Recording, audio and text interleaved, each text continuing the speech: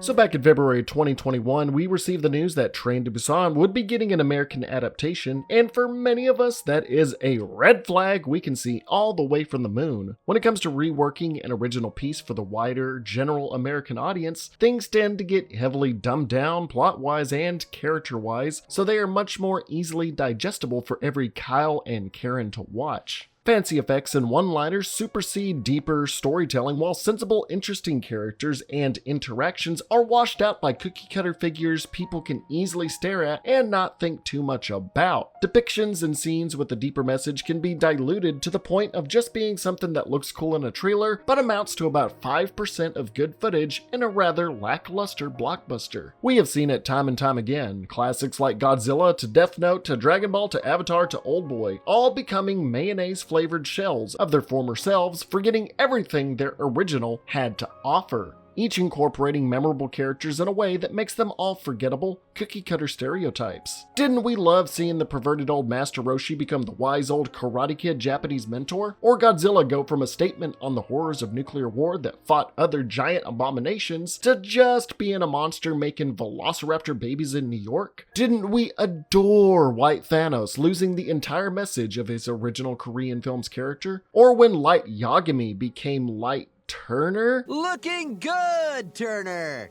Dinkelberg. Because American audiences would never relate to a boy with an Asian-sounding name, right? Or even when adapting American properties, does Western cinema get it wrong? I mean, who could forget this?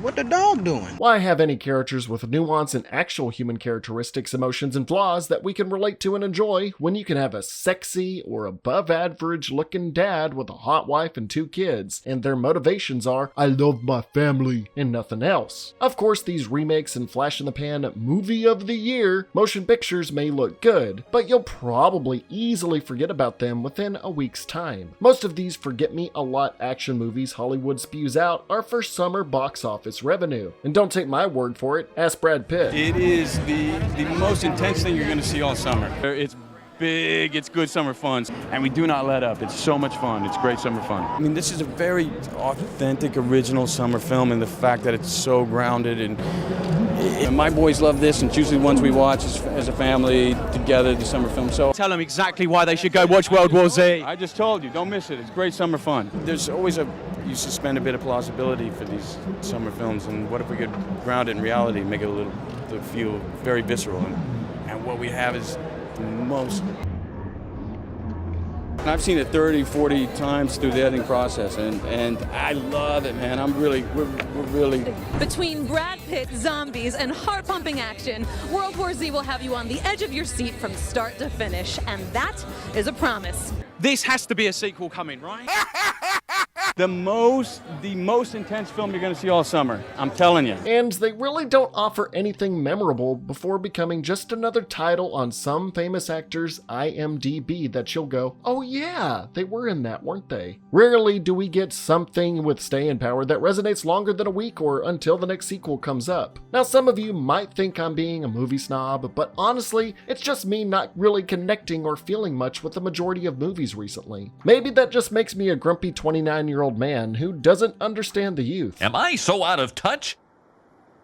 No, it's the children who are wrong. But there are some out there that probably have never even heard of Train to Busan and many other fantastic foreign films. And a big reason this might even be happening, no, is happening in the first place, is that a large majority of English-speaking people just flat out refuse to watch any movie that requires subtitled reading, coming up with excuses like, oh, I just can't enjoy a movie if I have to constantly read and get my eyes off the action. Look, I get that. And I mean, hell, my dad was recently watching through Squid Game and said the show was alright, but the acting was god-awful. So I asked him if he was listening in English or Korean, and he said English, of course. Old man, can't you see that? Get up! God, this bitch so pathetic. Stop calling me babe and old man, huh? You're Cho Sung-woo's mother? Yeah, Cho Sung-woo. Yes, he's my son, sir. Do you know where your son happens to be now? Why do you ask, sir? Well, we're the police. He's charged with forgery, embezzlement, crimes that are all some form of financial fraud. Huh? Yeah, go figure. I told him to watch it with subtitles and he flat out refused because he didn't feel like reading during a TV show, and it just made me think of that one quote by Bong Joon-ho when accepting an award for Parasite. 자막, 서브타이틀의 장벽도 아니죠. 한 1인치 정도 되는 그 장벽을 뛰어넘으면 여러분들이 훨씬 더 많은 영화를 즐길 수 있습니다. Once you overcome the 1-inch tall barrier of subtitles, you will be introduced to so many more amazing films. And you know, it's unbelievably true because in the last half-decade, South Korean films and cinema have been consistently moving, interesting, and just downright good. No need for being attached to a huge franchise, preying upon our nostalgia, or completely relying on well-known actors to carry their films. Don't quote me on that last one, as I really don't know the popular actors of South Korean culture, but for many out there that speak English, it's really not an option because the characters just don't speak English. You have to speak English. So it may be this movie is being made for the sole purpose to either attract English speakers to what they will assume is World War Z in a train, an alternative for those who flat out refuse to read subtitles or listen to a horribly dubbed over dialogue, or to lure in huge fans of the original film so they can see how much of a train wreck this remake will be. Well, what do we know about it so far? Well, first off, the movie is being produced by New Line Cinema, who brought to the world the Conjuring movies, A Nightmare on Elm Street, the It remakes, Final Destinations, and the remakes of both Texas Chainsaw Massacre and Friday the 13th. So they're no strangers to horror, with director Timo Tjahjanto, I probably butchered that, behind these movies that I've never heard of until now. And he also made VHS 2. It will also be produced by James Wan, behind The Conjuring, Annabelle Saw, Michael Clear, Nicholas Atlin,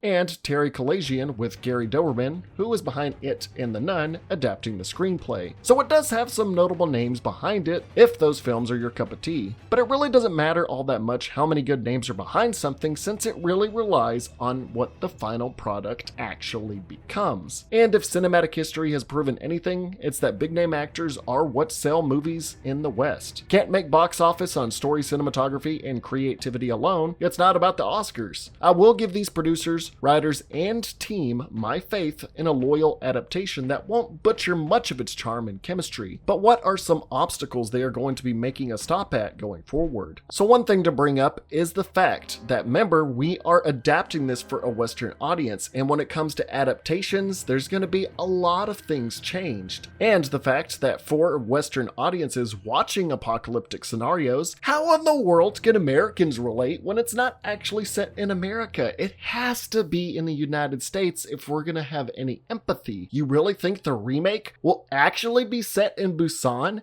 and have Americans trying to pronounce Korean names? Oh, no. Singwan Sungwon, Sungwoo Sungwon, Sungwon Sungwon, Sangwon Sungwon. Do you have an English name? Bitch! We gotta have Mark, Jerry, Kate, and Ashley in the middle of a typical action, doomsday, or thriller scenario that has to be set in a major American city, and 98% of the time that be in New York City. How many times have we seen NYC be invaded, blasted, or absolutely destroyed? But New York City has gotten to be a little too predictable in cinema, and to at least keep the title similar to its inspiration, let's just call the American reboot Train to Boston.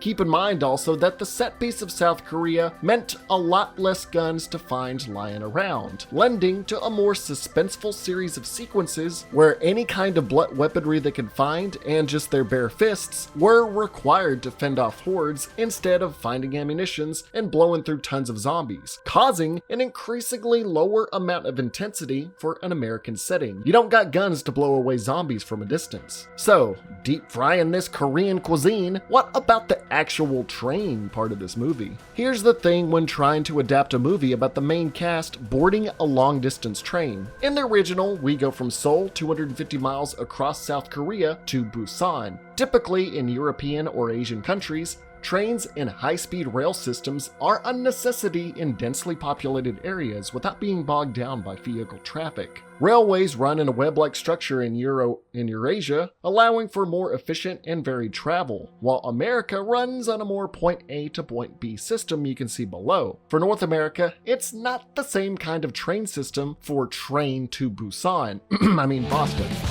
Western culture has a lot going against the idea of a mass train system, as we are heavily dependent on personal automobiles, mass highway systems, and basically car culture where cars are a part of our personality, with other reasons such as private property preventing railway expansion, air and vehicle travel being much faster, and the current use of our rail system basically just being for long-haul shipping. The only thing really reminiscent of what we could get for Train to Busan is either if they follow the limited Amtrak railway system, a DART train that is limited to large cities and metroplexes, or we just go underground and rely on a subway system like the metros of New York, DC, and of course Boston. That could be kind of interesting, as it would double up on the, condensed nature of the train, but now in a tunnel. While I was working on this video though, I had the thought that the main weakness of the zombies not being able to see in the dark. So when you're underground in these subway systems, and there's not going to be that much light, especially when the electricity starts shutting off, they're going to be blind most of the time. So the threat of them is going to be minuscule unless they just get rid of this factor of the zombies, which is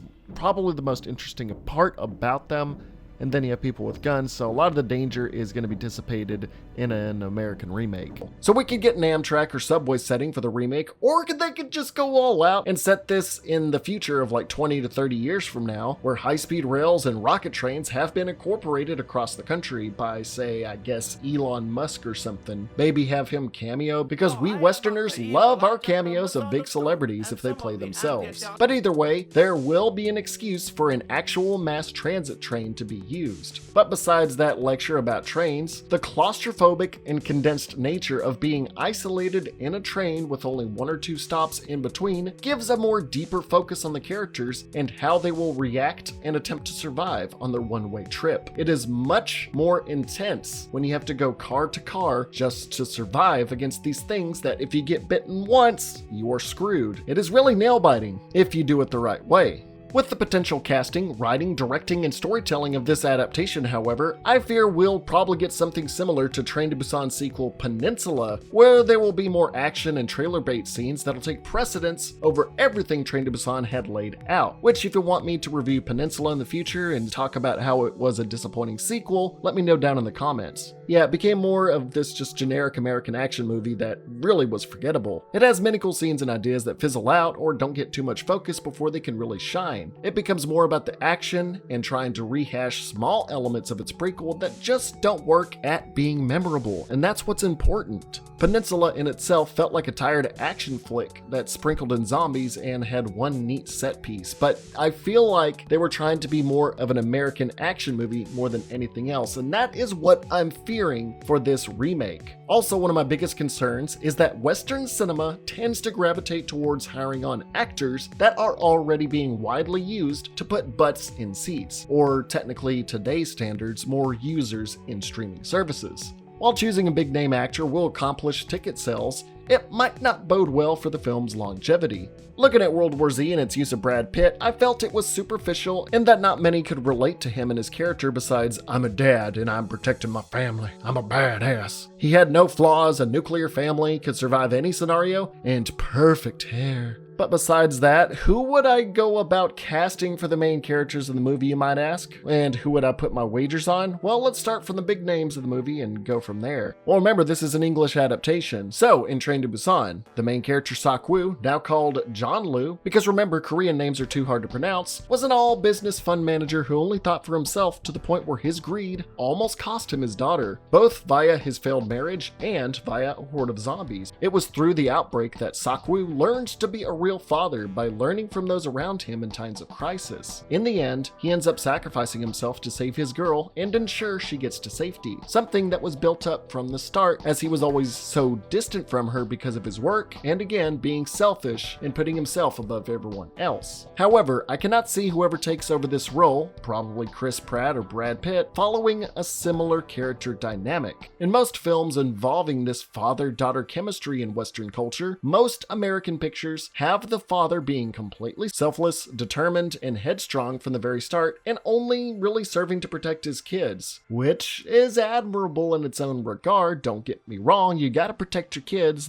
However, Seok-woo is portrayed as not just a father, but a regular human being who happens to be a father looking to survive like any regular person would. I feel like we won't get that because people tend to want happier and more predictable circumstances. Hell, that's why the original ending of 28 Days Later was changed to an ending where Jim survived, or why Woody became less of a dickhead than his original drafts of Toy Story. It's all about this morally gray area that a lot of studios don't really want to deal with when it comes to a main character. They want it to be this kind of pinnacle human being without all these flaws and weaknesses, but that's just the genuine human condition. Because the more you make it PG-13, the more tickets you can sell. And when it comes to your main character, this father figure being this conflicted over being selfish and not selfish, it's not really going to be selling seats all that much, so they're going to make the father figure more of this badass, do nothing wrong until they sacrifice themselves in the end kind of person. Unless it's a backstory about a villain, then we can humanize them and justify that morally gray area. Now, I can still see Seok-woo's English character getting bitten in the end and sacrificing himself. That's gonna happen. But here's the thing. If you have already been selfless throughout the entire movie, you really haven't been selfish and tried to put yourself above anyone else, the ending sacrifice won't really have that same momentum and impact as there was no buildup, because it's really easy for a father figure in a movie to sacrifice themselves. It's always going to bring a tear to anyone's eye. But the fact that it worked in Train to Busan is because he learned to be selfless outside of just being a father. That's what that buildup was throughout the movie, to make it worthwhile and earns narratively. We even had a brief moment where in his final moments in the original, Seok-woo left his daughter in good hands quickly before reminiscing of the first time he held his daughter and smiling. Now other characters like Seok-woo's daughter Suwon, now named Sulu, who delivered a genuinely good performance for a child actor, will probably be aged up to around 12 to 17 as they are dealing with the "I hate my parents" phase, and probably cast a Stranger Things actor. But here's the thing, there's something much more biting and real when a kid tells you how they feel, because they are really unfiltered and honest. $50! I thought you were a cheapskate. Something Suwon was able to deliver to really dig deep at her father and his actions. Now moving to the next character, my favorite, and one of the 3 men in existence I would go gay for, Daddy! I mean Sang-hwa, or what they'll probably name him, Sam Howell. He is peak masculinity and a proper male and father role model. So of course, who else is jacked enough to throw a zombie to the ceiling and play the dad role more than most, other than The Rock?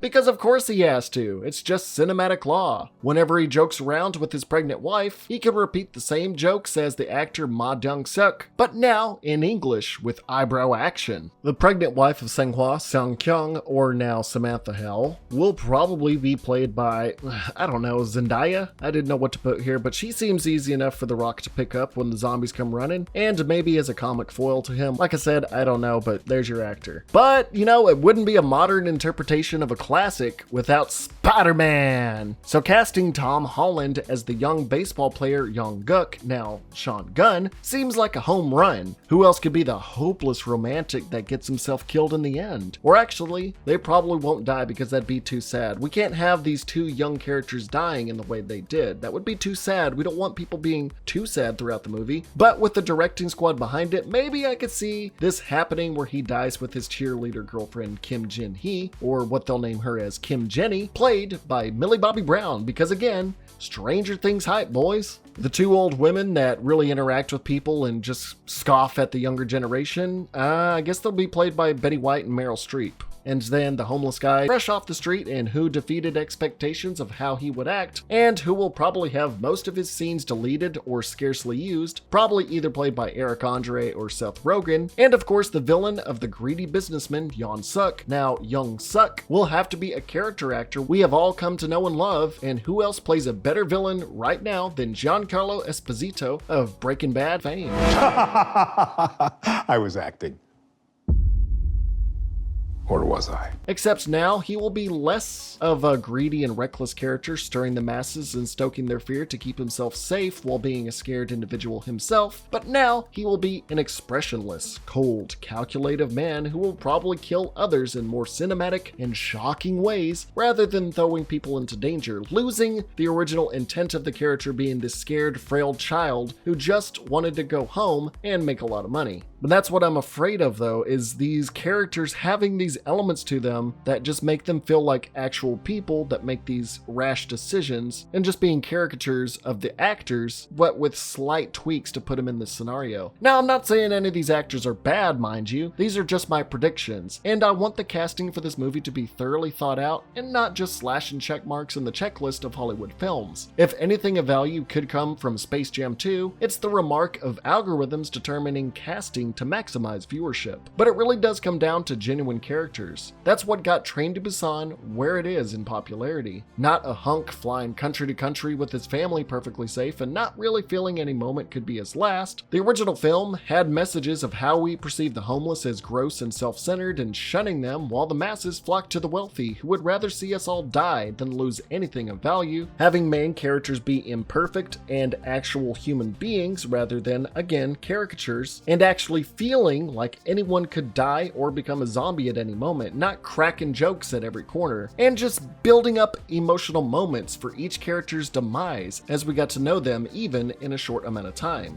And something I haven't really mentioned yet, the zombies themselves are given plenty close-up shots of what the infection has done to their bodies. That's what I like to see in a zombie movie, is actually seeing good makeup effects. That's what it's all about to me. And then seeing how the actors portray these zombies with the sporadic rigor mortis riddled mannerisms of their movements and their eyes cloudying. It's just unsettling as they just deform in the ways they do, and how fast it spread. Yeah, you could say there was CGI for the massive horde moments. You can't really get around that these days. That's just a given. But the zombies here felt more terrorsome than most in the other genre. Again, it plays a large part into the train setting, especially that they can't see in the dark and going tunnel to tunnel. I feel like they can't really do a subway system because it's just going to be dark nonstop. But again, I'm kind of rambling. I feel like the zombies here could lend well to a movie if done well enough and if they give the makeup enough effort. I could go on and on about the plot elements of Train to Busan that just resonated with me and how they meant more under the surface, but if you want to hear me sound like a 8th grade English teacher going into the nuances of the film, I have a half-hour video discussing that already. There's a lot to this movie that I unpack. It's in my top favorite films of all time, so I'm going to be a bit opinionated about it. And you know, here's the part where I say the generic YouTuber thing so I don't offend somebody in the comments. These are just my opinions. I get it? You heard it, my opinions. If you're looking forward to it, you can enjoy it. I don't care. You're your own person. You're old enough now to get that people have differentiating opinions. But honestly,